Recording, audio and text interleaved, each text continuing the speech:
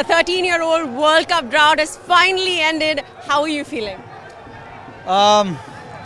It's a mixed feeling right now. I don't know. Maybe in a couple of hours it'll sink in. But it's a great feeling. It's a great feeling to be precise at this point in time. We've been working really hard as a group, as a team, to achieve this. In the past, we've been on the wrong side of it as well, so we know what it takes. But I'm really proud of each one of them. Because it required everyone to come together and put in the performances. From that 2022 knockout in the semi-finals to being unbeaten in this campaign, this team has come a long way. A word on this unit and captaining them and playing alongside them? No, like I said many a times before as well, these are quite professional bunch of boys. Anytime I ask something of them, they are ready with their both hands up.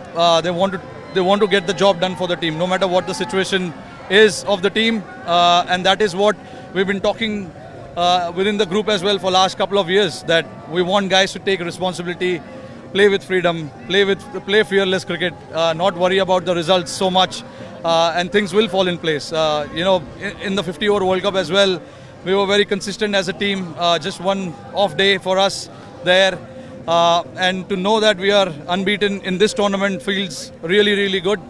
Like I said, it required everyone to come together. It was not a couple of guys' job to get us through the line. It was everyone who we wanted to come to the party and get the job done. These are, like I said, professional boys. They've handled themselves really well. So very proud for them as well. But yeah, again, as a team, for us also, it's a great achievement. Playing with freedom, playing fearless cricket, is that something that you apply to yourself as well? Because we saw some great knocks through the course of this World Cup from you. Yeah. It is something that I've been trying to do for a few years now. Wanted to go there, play naturally, play my game, not worry about the results so much. Like I said, if you're brave enough, you don't need to worry about the outcome so much. And I think as a team, we've been brave enough. We took some risky options as well along the tournament, which actually paid off. And that is where, that saying comes in, fortune always favors the brave. So everyone's been brave, and today, we've been rewarded with a beautiful trophy as well. Before the tournament started, Rohit, we found out that you are a little nervous when the matches are on. How are your nerves through the course of this final? I was nervous all the way through, even last night. I couldn't eat properly because, I was desperate for this. When you are desperate for something and you have something in your vision, all the other things doesn't matter so much around you, and you're only looking at that one goal.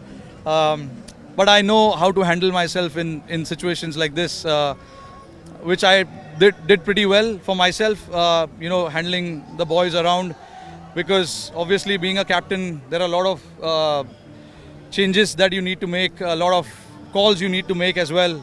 So I knew that I had to be calm and composed all the way through, and just think only about what is the right thing to do at this point in time. Everything fell in place. We were under pressure at some point in time today as well, but I thought, guys showed tremendous character.